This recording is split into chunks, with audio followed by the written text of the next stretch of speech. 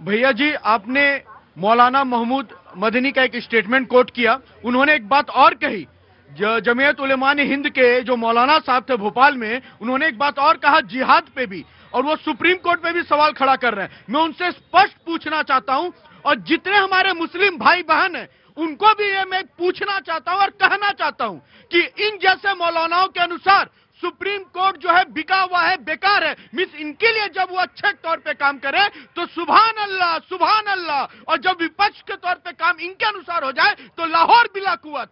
तो मैं एक बात मैं आपको दे रहा हूं, मैं दे रहा हूं। मैंने जानबूझ के वो जिहाद वाली बात नहीं की। मैं आ रहा हूं, एग्जैक्टली मैं आपके पास आ रहा हूं।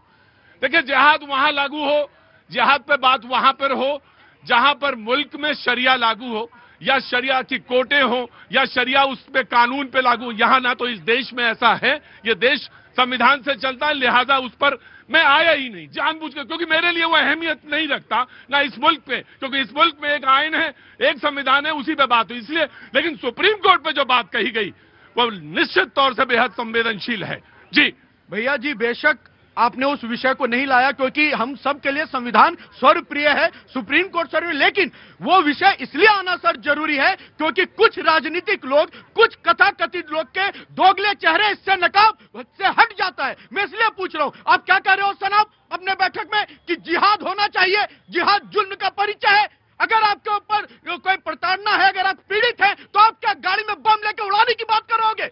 आज उस तरह लोगों को, युवाओं को उस्काने का काम करोगे? और जब इस तरह की घटनाएं घटती है और एक विशेष धर्म कटघरे में खड़ा होता है तो रोने लग जाते हैं कुछ लोग। अरे अरे अरे भाई भाई भाई भाई, नहीं, एक मिनट सर, एक विशेष धर्म को दबाया जा रहा है, कुचला जा रहा है। मैं पूछता हूं सीधे तौर पे, एमआईएम को, कांग्रेस को, समाजवादी पार्टी को, आम आदमी पार्टी को, हर एक पार्टी को, जब ये बम की घटनाएं होती है, जब ऐसे मौलाना खड़ा होकर तुष्टीकरण की बात करते हैं, और जो अच्छे मुसलमान हैं, जो देशभक्त मुसलमान हैं, उनको भी कटघरे में जब ये ला खड़ा करते हैं, तो आपके मुंह में फेविकॉल क्यों जम जाता है? क्यों ऐसे लोगों के हाथ में कलम की जगह पत्थर पकड़ाने के लिए?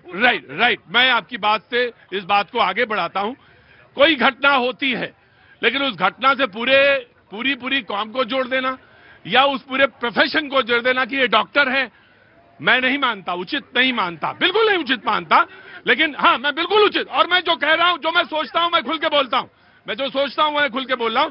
लेकिन किसी कौम से साथ पूरा जोड़ देना, या वो मुलविस है, ये मैं नहीं मानता, मैं बिल्कुल नहीं मानता। जी माध्यम से एक क्वेश्चन कोट करना चाहता हूं, भोपाल में जो स्टेटमेंट दिया गया वो सही है या गलत, आज स्पष्ट करना होगा कांग्रेस को। कांग्रेस वाले तय करेंगे। नहीं, एक बार कह दे कि जिहाद और उस पर जो दिया मौलाना साहब ने, मदनी जी ने, वो गलत बोला, बिल्कुल नहीं बोलना चाहिए। बोलिए।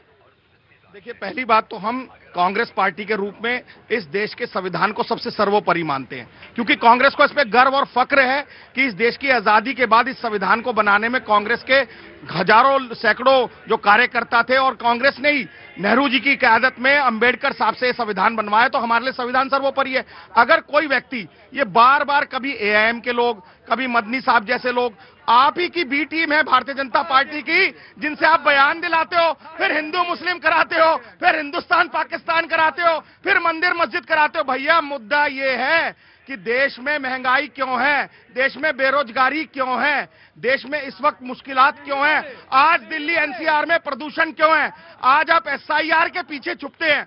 एसआईआर में जब हम सवाल कर रहे हैं इलेक्शन कमीशन से, तो भारतीय जनता पार्टी जवाब देती है। दूसरा, फिर 270-72 सो कॉल्ड ये इंटेलेक्चुअल पकड़ के ले आते हैं। उनमें एक इंटेलेक्चुअल है लक्ष्मीपुरी जी, जो पेट्रोलियम मिनिस्टर की धर्मपत्नी है।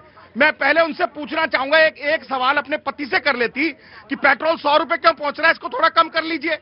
एक व्यक्ति है जिसके घर में इनकम टैक्स में 300 करोड़ रुपए की रेड पड़ी है, वो व्यक्ति अब भ्रष्टाचार के ऊपर हमें ज्ञान दे रहे हैं। और सबसे मजे की बात, 270-72 bureaucrat so called whistle blower कह रहे हैं, वो उन्हें सरकार से सवाल पूछना चाहिए था, पर्यावरण मंत्री सवाल पूछते हैं प्रदूषण पे, और इस पर सवाल करना चाहिए था। जी, पूरी बातों का भैया जी जलेबी बना दिए, लेकिन ये नहीं बोले कि भड़काने वाले बयान, जो जिहाद में मिस खुद को मार दो, फिदाइन हमला कर दो, उत्पात मचा दो, वो गलत वक्तव्य है। उस पर कांग्रेस पार्टी का चरित्र नजर आ रहा है। एक बार तो बोल देता ना साहब, इतना क्या तुष्टीकरण का प्यारा हो गए, इतना क्या गठबंधन है आपको तुष्टीकरण से। मैं तो स्पष्ट से बोलता हूं, अगर हमारा कोई मुसलमान देशभक्त है तो स्वीकार्य है, लेकिन देश में घुसकर गद्दारी करोगे तो सीना ठोक के गोली मारेंगे। कोई बात करते नहीं, मुसलमान नहीं, कोई भी हो, कोई भी हो, कोई भी हो, मैं उसको दुरुस्त कर देता हूं, कोई भी हो। मैं इसलिए कह रहा हूं क्योंकि सबका साथ सबका विकास की बात करने वाली भारतीय जनता पार्टी है, लेकिन तुष्टीकरण की गथा को रचने वाली Congress party. Right, taken your view. जी अमित आइए, समाजवादी पार्टी को बुलाना चाहता हूं। कांग्रेस पार्टी ने अभी कहा मुद्दे की बात कीजिए, अभी परसों से संसद शुरू हो रहा है ना।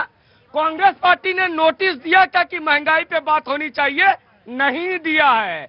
बात बेरोजगारी पे कांग्रेस पार्टी ने नोटिस दिया है क्या? नहीं दिया है। ये भी सत्र पूर्व की सत्र के तरह SIR के नाम पे खत्म। लेकिन ये इस पर बोला है राहुल गांधी ने कि ये जो पोल्यूशन है उस पर बात होनी चाहिए, तो बोला है प्रेस के माइक के सामने बोला है, नोटिस दिया जाता है, बोलने से नहीं। संसद से चलेगी देश, सड़क से नहीं चलेगा। ये लोग सड़क से चलाना चाहते हैं, यही इनकी पीड़ा है। ये बात कर रहे थे BLO की, ये बात कर रहे थे अभी बुद्धिजीवी की। अरे भारत में बुद्धिजीवियों का पहला वो 64 लोग कौन थे जिन्होंने मुख्यमंत्री रहते हुए नरेंद्र मोदी को वीजा देने की बात कही थी, वीजा न देने की बात की? अमेरिका को आपने क्यों नहीं विरोध किया कि भारत के अंदर का मामला है? आपने कैसे अमेरिका को लिखा? उस समय आपकी सरकार थी। यही बुद्धिजीवी जब कहते हैं लता मंगेशकर की भारत का अगला प्रधानमंत्री मोदी को होना चाहिए, तो यही बुद्धिजीवी उनसे भारत रत्न मांग लेते हैं। कांग्रेस पार्टी उसका समर्थन करती है। ये बुद्धिजीवियों का खेल हमने देखा है। अवार्ड वापसी भी, नाम मत लेना, एक नाम जी। ये बहस है, बहस का अपना एक अंदाज है, दोनों तरफ से तर्क हैं। औरंगजेब साहब ठीक हैं, आप कैसे हैं? जी जनाब, खैरियत जी। कहाँ से आना हुआ आपका? हम असम से। असम से आए हैं, बहुत बहुत शुक्रिया। आपके यहाँ भी तो बड़ा हलचल बची ही रहती है। असम में कहाँ से हैं आप? हम गुवाहाटी।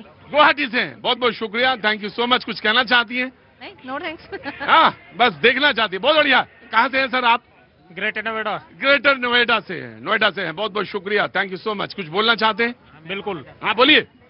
जहां से ये बयान निकल कर आ रहे हैं वहां पर उत्तर प्रदेश में मोदी जी की सरकार है। अगर ऐसे बयान देने वालों के खिलाफ सरकार खुद कार्रवाई करे बयानबाजी के अलावा, तो मुझे लगता है ज्यादा बेहतर होगा। अगर सरकार कार्रवाई करे तो ज्यादा बेहतर होगा, लेकिन जो बयान दे रहे हैं उन पर क्या है? उन्हीं के खिलाफ कार्रवाई, उन्हीं के खिलाफ कार्रवाई हो। जी जनाब। भैया ने कहा कि अगर उनके खिलाफ कार्रवाई करनी चाहिए। जब कार्रवाई करने जाते हैं तो कांग्रेस और समाजवादी पार्टी के प्रवक्ताओं जैसे लोग वहां बिलबिलाने लगते हैं कि इनके ऊपर एक्शन क्यों ले लिया, क्योंकि उनका वोट बैंक रद्द हो जाता है। वो जहां से वो बयान आया कि सुप्रीम कोर्ट सुप्रीम नहीं रहा, तो मौलाना महमूद मदनी को मैं कह दूं वो मौलाना ही नहीं है। अरे ये कैसे कह दोगे? अरे मैं जानता हूं उनको, बहुत अरसे से जानता हूं। ये कैसे हो सकता है? ये कैसे कह देंगे आप? वो तो मौलाना है, काफी अरसे से मौलाना है। जी मैं आया, समाजवादी पार्टी एक वेरी क्विक। हाँ जी। जमीयत की एक पहचान मैं बता देता हूं उनके बारे में। भारत में जितने भी आतंकवादियों का केस सुप्रीम कोर्ट में लड़ रहा है, तो यही संस्था लड़ रही है आतंकवादियों के समर्थन में। Right, taken your point. जी बोलिए। जी, ये तमाम सारी जो बहस है, जो बयान है, जो SIR है, उस पर आपकी बात आनी चाहिए। देखिए, ये जो नैरेटिव जिसकी बात की जा रही है जी, पूरा का पूरा बोगस मतलब फर्जी नैरेटिव है ये, और पूरी तरह से ये गलत है। ये बेकार की बातें। SIR पर बात मैं करता हूं आपको। उससे पहले मैं बताता हूं जो मुख्य चुनाव आयुक्त हैं, फरवरी 2025 में उनकी नियुक्ति हुई। उससे पहले 3 लोग उनकी नियुक्ति किया करते थे। मतलब चुनाव आयुक्त की नियुक्ति 3 लोग उसमें हुआ करते थे। प्रधानमंत्री होते थे, मुख्य न्यायाधीश होते थे और लीडर ऑफ अपोजिशन होते थे। उस नियम को बदला गया, उसमें गृह मंत्री को जोड़ा गया और 2-1 से ज्ञानेश गुप्ता को मुख्य चुनाव आयुक्त बनाया गया। ठीक, मुख्य संसद के द्वारा हुआ? संसद के द्वारा नहीं हुआ। उसमें नोट ऑफ डिसेंट दिया था नेता विपक्ष ने। ये क्यों बदला गया? इसलिए बदला गया कि 2025 से 2029 तक 22 राज्यों में चुनाव होने हैं। और याद रखिए, उसके बाद से भारत में क्या हो रहा है? कोई लेवल प्लेइंग फील्ड नहीं है। लेवल प्लेइंग फील्ड से